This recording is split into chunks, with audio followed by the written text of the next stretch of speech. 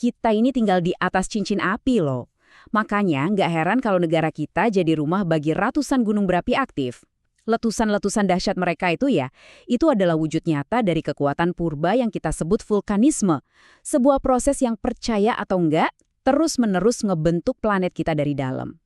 Yuk, kita telusuri bareng-bareng kekuatan api dari perut bumi ini. Gambar kayak gini, wow, selalu bikin kita takjub sekaligus ngeri kan? Tapi pernah kepikiran nggak sih, kekuatan macam apa yang sebenarnya sanggup mendorong batuan cair sepanas ini dari perut bumi, terus menyemburkannya ke puncak gunung? Nah, itulah misteri yang bakal kita bongkar sama-sama. Oke, kita masuk ke bagian pertama, bumi yang bergerak. Jadi sebelum kita ngobrolin soal ledakan, lava, dan segala macamnya, kita perlu paham dulu nih mesin penggerak di baliknya. Kita mulai dari konsep paling dasarnya dulu ya, yaitu vulkanisme itu sendiri. Ini dia inti dari semuanya, vulkanisme. Jadi ini bukan cuma soal letusannya ya, vulkanisme itu ya segala peristiwa yang ada hubungannya sama pergerakan magma. Magma itu batuan cair super panas yang ada di bawah kerak bumi yang kita injak. Jadi ini tuh kayak kisah perjalanan magma dari rumahnya yang super panas dan bertekanan tinggi buat keluar ke permukaan. Nah terus gimana caranya si magma ini melakukan perjalanan yang luar biasa ini? Prosesnya nggak sesimpel kelihatannya loh. Yuk kita coba ikuti jejaknya. Dari dapur sampai akhirnya dia nongol ke permukaan. Oke, perjalanannya dimulai jauh di perut bumi, di kantong raksasa yang namanya dapur magma. Disinilah batuan cair ini ngumpul. Lama-kelamaan, gas di dalamnya itu menciptakan tekanan yang gila banget, dahsyat. Tekanan inilah yang maksa magma buat naik lewat saluran utama. Pas dia berhasil nembus permukaan dan akhirnya mengalir keluar, nah barulah kita sebut namanya lava. Dan ini kuncinya, makin dalam dapur magmanya, makin besar tekanan yang numpuk. Artinya, potensi letusannya pun bisa jadi jauh lebih eksplosif. Untungnya, proses yang kedengaran yang ngeri ini nggak datang tiba-tiba gitu aja. Planet kita seringkali ngasih sinyal seolah-olah ngasih kode kalau ada sesuatu yang lagi bergejolak di bawah sana. Pertanyaannya, kita bisa nggak ngebaca tanda-tanda itu? Sebelum sebuah gunung benar-benar marah, biasanya dia bakal nunjukin gejalanya dulu. Mulai dari getaran-getaran kecil atau gempa vulkanik. Terus, suhu tanah dan mata air di sekitarnya tiba-tiba jadi lebih hangat. Asap dari kawah juga kelihatan lebih tebal. Bahkan, hewan-hewan yang tinggal di lereng gunung itu secara naluriah pada turun buat nyelamatin diri. Ditambah lagi sama bau belerang yang nyengat banget. Nah, ini semua tuh udah kayak kode merah dari alam. Awas, magma lagi OTW ke atas. Dan sekarang, kita sampai di momen puncaknya, erupsi.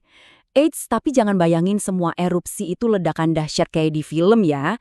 Ternyata ada dua kepribadian utama dari erupsi gunung berapi. Di satu sisi ada yang namanya erupsi efusif. Bayangin aja madu kental yang ngalir pelan-pelan. Tekanan gasnya rendah, jadi magmanya cuma meleleh keluar dengan tenang. Nah, di sisi lain ada erupsi eksplosif. Ini persis kayak kita ngocok botol soda terus kita buka, hush, meledak. Tekanan gasnya super tinggi, jadi dia melontarkan magma dengan kekuatan yang brutal. Nah, slide ini nunjukin perbedaannya dengan jelas banget. Di kiri, kita bisa lihat aliran lava yang kalem dari erupsi efusif. Sementara yang di kanan, itu adalah amukan murni dari erupsi eksplosif yang memuntahkan material vulkanik sampai ke angkasa.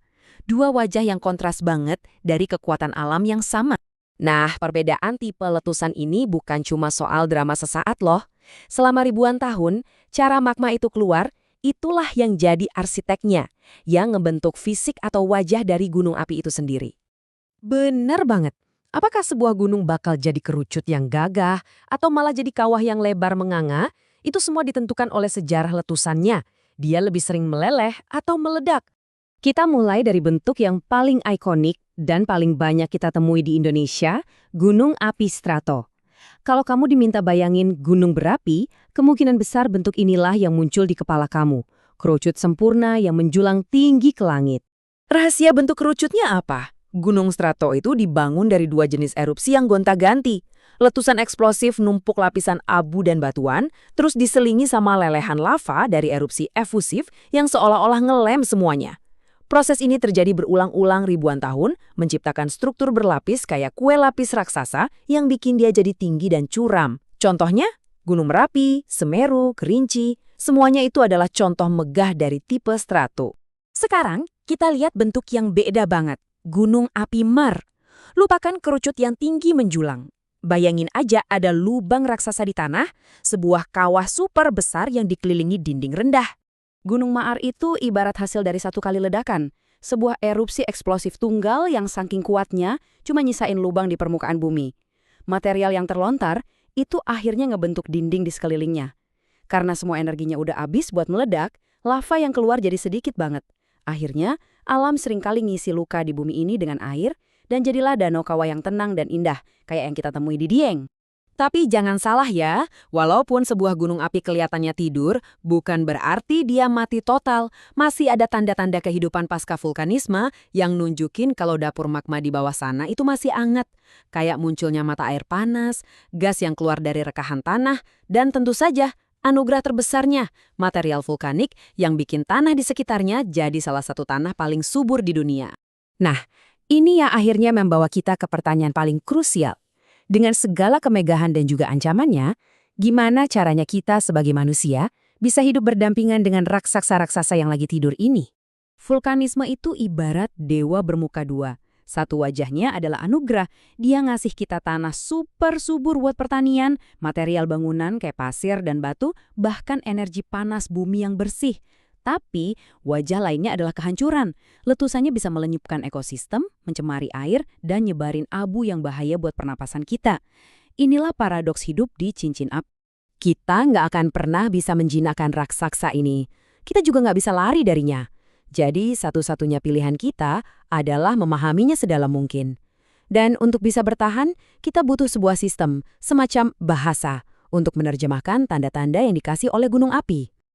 Dan inilah sistem peringatan dini yang kita pakai di Indonesia, dibagi jadi 4 tingkat. Level 1 normal, artinya si raksasa lagi tidur nyenyak, aman. Level 2 waspada, mulai ada pergerakan kecil, kita harus mulai pantau. Level 3 siaga, nah ini situasinya serius. Letusan mungkin terjadi dalam beberapa minggu dan zona bahaya mulai ditetapkan. Puncaknya level 4, awas. Ini adalah perintah buat evakuasi. Letusan akan segera terjadi atau bahkan sudah dimulai. Paham sistem ini bukan sekedar pengetahuan, tapi kunci buat bertahan hidup. Jadi ya, disinilah kita berdiri. Di hadapan sebuah kekuatan alam yang paling fundamental. Dia adalah sang pencipta sekaligus sang penghancur. Gunung berapi ngasih kita daratan buat dipijak dan tanah buat bertani, tapi dalam sekejap dia bisa ambil semuanya lagi. Pertanyaan utamanya bukan lagi apakah kita bisa hidup tanpa mereka, karena jawabannya kita nggak bisa.